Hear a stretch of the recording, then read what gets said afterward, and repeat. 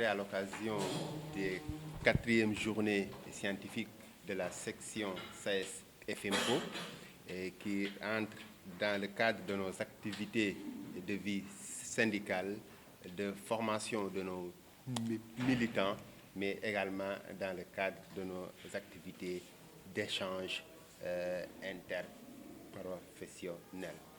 Et il s'agit donc d'activités qui nous permettent de rassembler les spécialistes pour réfléchir autour des questions d'intérêt national, telles que le thème d'aujourd'hui qui a porté sur les réformes académiques et la problématique de l'offre de soins au Sénégal.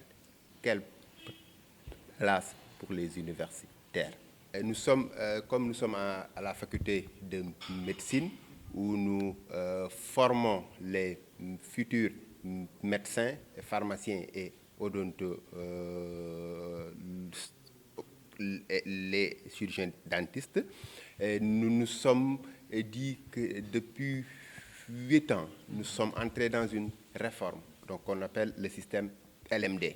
Et la première promotion de médecine est sortie cette année.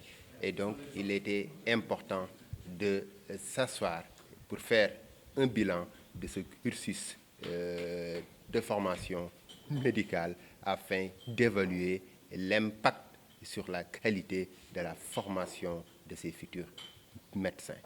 Et comme vous le savez bien, la formation médicale comporte un cursus universitaire, mais également un cursus hospitalier. Et c'est pour cette raison également que nous avons introduit la problématique de l'offre de soins hospitaliers. Et comme vous le savez bien, depuis un certain temps, nous constatons qu'il y a des soucis dans la prise en charge hospitalière, surtout au niveau des urgences.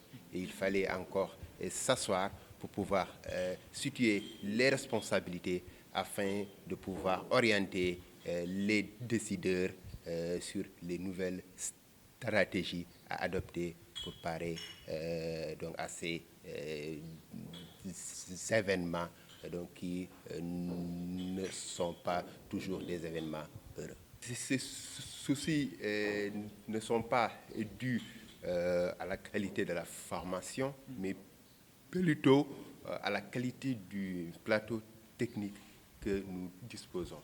Et donc, comme vous le savez bien, quand on parle de système de santé, il y a tout un ensemble qui tourne autour et dans cet ensemble, il y a aussi bien les ressources humaines que nous formons, et d'ailleurs qui sont de très bonne qualité, mais il faudrait aussi des mesures d'accompagnement pour quand même que cette expertise puisse être mise au bénéfice de la population.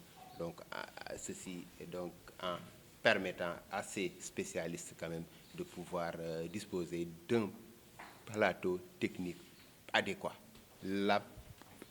Aujourd'hui, les universitaires que nous sommes donc, avons l'obligation de réfléchir là-dessus, de situer les responsabilités et de proposer un document permettant aux décideurs d'orienter les politiques publiques en matière de santé. Et c'est encore une fois, pour nous, une autre manière de dire que le syndicat, le SAES, n'est pas un syndicat seulement de grève ou de revendication, mais c'est aussi un syndicat de réflexion et de proposition de stratégie dans des questions d'intérêt national telles qu'aujourd'hui la santé et l'éducation. Nous sommes en début de cette séance, et donc nous venons juste de terminer une séance sur les réformes académiques, à savoir le système LMD, et donc la table ronde va se dérouler tout à l'heure, et c'est au sortir de cette table ronde que nous pourrons donner des informations ou les réponses par rapport donc à cette question. Certes, un système n'est jamais parfait.